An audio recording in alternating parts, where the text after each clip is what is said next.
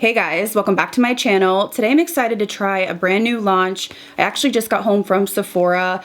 Only one location near me had this in store. So I have the new Haus foundation, and then I did also pick up the powder to do a first impression and wear test.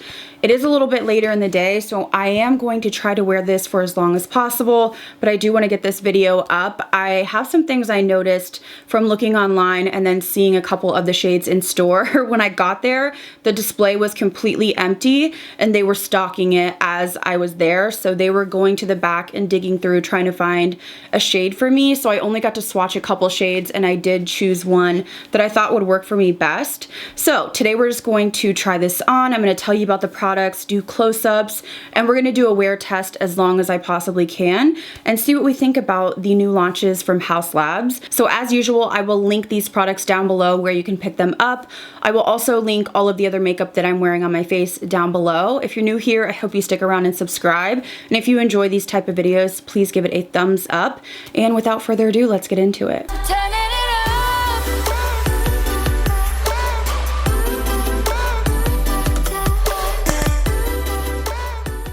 I'm pretty sure I just did that entire intro with Winnie hair stuck to my lip gloss. So we're just going to act like that didn't happen because we're on a time crunch. So I want to get into the foundation first. So this is the Haus by Lady Gaga Tri-Sloan, I don't know if it's Tri-Sloan or Tri-Clone, Skin Tech Medium Coverage Foundation with Fermented Arnica. So this is $45. You do get 1 ounce or 30 mil. There are 50 shades available in this foundation. They describe it as a medium coverage with a natural finish. They do also say that this is good for redness and it is long wearing. They say 12 hours of wear. It's also cruelty-free, vegan, and gluten-free. So this is what the box looks like. Now in terms of the shades, online, they look dark to me and I was a little bit afraid. So I actually ordered one this morning, not knowing it was going to be in store.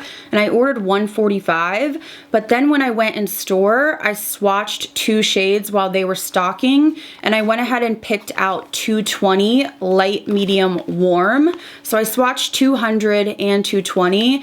And this one just looked like a better match for my self-tan. So the packaging has this really nice cardboard. It's sort of like a paper feel. And then I want to get into the actual foundation bottle. It feels really heavy. So this is the bottle packaging. It does have a pump, which I love, and it feels very heavy. I like to say this is a weapon and I could knock somebody out with this, if you know what I mean. I mean, this is like one of the heaviest foundations I own, so I like that it feels luxe. Probably not the best for travel. I want to see what it says in terms of the shelf life. Okay, so it says 12 months and then it is made in Korea. So I want to pump this out, show you the shade that I went with. Again, the lighting in Sephora can be a little bit rough. So this is the color that I chose, which is interesting. I'm swatching it now. It says that it's warm, but it's looking a little gray to me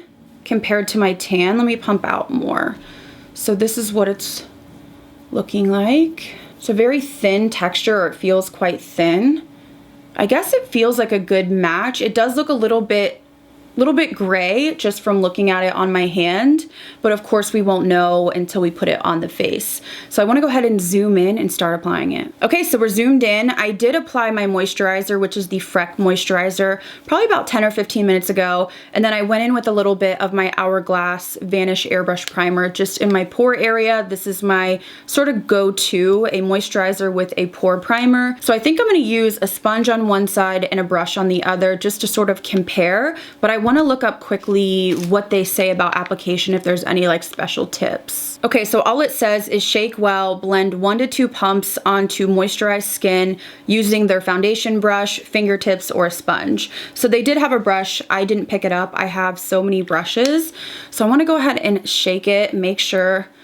It does say on the back as well, shake before use. Okay, so here's the consistency. I have 2 pumps right here. I'm gonna go in with my BabsBeauty 106. Yeah, it definitely doesn't look as warm as I was thinking, so I'm glad that I went with a warm shade. So they say it should be a medium coverage, which I'm seeing, you know, light medium coverage. I do have to say that my self tan is like patching off, so I'm just gonna go ahead and blend this down so that it looks more cohesive. I feel like there's so much stuff dropping just like out of nowhere. I'm like, holy crap. And I'm just trying to figure out how to get products because I've been having some shipping issues, products being lost or not shipping after like literally a week. I'm like, okay. So it feels very thin. In terms of the finish, just looking at this side, it looks a little bit more glowy than I had anticipated. It does say a natural finish. I feel like it's looking more radiant to me. It's not greasy. And again, because I, you know, feel like it's a thin formula, it's not feeling uncomfortable. So this is what it's looking like on this side of the face with a brush. I do feel like it is very thin. It is a medium coverage. And I do think that it's a little bit more glowy than natural in my opinion. I did use basically all of those 2 pumps. Keep in mind I have redness and I like to cover, and then I also pulled it down my neck. So I'm gonna go in on the other side with 2 pumps and I'm gonna try a sponge. I don't know if a sponge is going to be my favorite, only because I feel like I already did use 2 pumps with a brush. I don't know if it's gonna be harder to build, but looking right now, I don't think so. Okay, so this is what the foundation is looking like. I really can't tell a difference in terms of using a sponge or a brush, and I really didn't feel like I had to use more product. I used 2 pumps on each side. I did pull it down my neck so that I don't look crazy. The shade to me, even though it's warm, looks a little bit like a peachy, I don't know, it's not warm like I was thinking, like my self tan. Coverage is medium, but keep in mind I did use 4 pumps. Now again, I do have redness and I like more coverage. I would say probably 2 pumps can get you a good light medium coverage. It is definitely dewy. I mean, I put on that Hourglass primer that's a pore primer, but it also has like an oil control to it. I look very, very hydrated. So to me, this is leaning radiant. You guys can let me know down below. But so far I feel like it looks good, very thin, lightweight. So I wanna go in next with some concealer, see how things blend, and then I wanna hop into the powder, which I'm nervous about because every time there's like a new powder, usually they just have like shimmer in them and they're just not flattering, but we will have to see. So I'm gonna grab concealer and let's apply that and see how that goes. Okay, so I'm just gonna go in with my Too Faced Born This Way concealer. This is honestly my favorite concealer I think of all time. By the way, I didn't mention my eyelids are so dry. I filmed some content for Instagram and TikTok. I love the look that I did, but I was practicing a bunch of different like liner techniques, and when I tell you that I like basically was like rubbing my eyelids raw. So I have some flaking over here. Again, just let's disregard that too. So I feel like everything blended nicely, but I still think that this foundation is really radiant. Like the more I wear it, I'm like, whoa, I'm looking really, really glowy just around like my pore area, my T-zone. Makes me a little nervous because they do say this is supposed to be 12-hour wear. And it just feels, I mean, it's like wet to the touch. So even though it's thin and lightweight, if you didn't set this, it would be all over the place. So let's move in to the powder. And that's where I'm a little bit nervous, just because I hope this isn't chock full of shimmer. So this is a talc-free powder, which is interesting because I know that recently a lot of people are trying to find talc-free powders, so that's really nice. This is called the Bio Blurring Loose Setting Powder. Now I got the shade Translucent, which is the lightest shade they offered, so hopefully it works for me, but I want to read the claims on this. So this powder comes in 5 different shades. You get 0.24 ounces or 7 grams, and it is $38. It is a light coverage, loose powder formula, vegan, cruelty-free, and clean, and it says it has a natural finish and it is talc free. It's supposed to smooth the skin and blur imperfections. So I'm interested to give this a try. So let me go ahead and open the box up. Okay, so here's the packaging. It says Haus Labs right here, and it really is beautiful. It has a shiny silver cap, and then it does have this interesting little dip on the side with the H. Now this has an 18-month shelf life, and this product is made in Italy. I want to see what the sifter is like. So this is what it looks like inside. Let's do some ASMR. I never do this on my channel, but I see other people do it. Was that satisfying for any of you? Maybe not. So this is what it looks like. It has the netting. Sometimes I don't love this. That can be hard to get product out. So I'm not sure. What I'm gonna do is just turn it upside down and shake it a couple times and see how much product comes out. Yeah, not much at all. This is what the powder looks like. Let me feel the texture. Feels very light and thin. It's not like a Laura Mercier translucent. It feels much thinner. So looking at my hand, I feel like it doesn't look flat. Like there's almost a little bit of a sheen. But when I look at it up close, I'm not seeing any sparkle or anything chunky. All right, so I have the powder and I'm going in to set. I can already tell you I don't like the packaging. It's really kind of difficult to get the powder out. So I'm just pressing into my T-zone. So it's definitely blurring. I feel like every powder does, but I'm also noticing I feel like it's sort of making my pores look pronounced right there. So I'm just gonna do half my face with a sponge, and then I think I'm gonna do the other half with a brush. So this is my T-zone set with the powder with a sponge. I do feel like my pores look enhanced. I'm looking in a really close-up mirror. So it's weird. It definitely blurs the skin, of course, when you put a powder on, but I'm noticing right here my pores look enhanced, and I don't know if it's the powder, foundation, or both. I want to go in with a brush. This is the concealer blender brush from the Samantha and Sigma collaboration, and I dipped in and I'm just going to press. So this foundation is pretty sticky. I mean, it's just very sticky. I don't know how you would not set this. Also, I'm not noticing any scent, so that's a good thing because I feel like some powders, they just get carried away with the scent. It can really be, you know, something that puts you off. It's really strong, and if it gets like close to your nose and mouth, you're like inhaling it. So both sides are set now, this side with a sponge, this side with a brush. Not noticing a huge difference. Honestly, I feel like my pores look a little bit worse on the side with the sponge, but I do think they sort of look enhanced on this side as well. It's almost like the powder goes into my little pores and it looks like little dots. I do feel like it did lighten a little bit, so I need to add some more dimension to my face, but I did get the lightest shade. It seems to be sitting okay in my fine lines under my eye. So I'm going to go ahead and finish off the rest of my makeup, and then we can start sort of the wear test. But overall, my first impression right now is everything looks okay. It looks good. I'm not like blown away, but I'm also not, you know, hating it. It's just one of those things that I have to kind of get my thoughts as I blend products on top. So I'll be right back with my makeup finished. Okay guys, so I finished my makeup off camera. Winnie is barking because a solicitor just knocked on my door for the third day in a row. So joyous day, okay? So let's just disregard that because I do want to get this wear test going. So looking at my skin, I do feel like I have this really beautiful sort of radiant glow. Around my pore area, it does look a little bit textured. I feel like the foundation definitely leans more radiant in my opinion.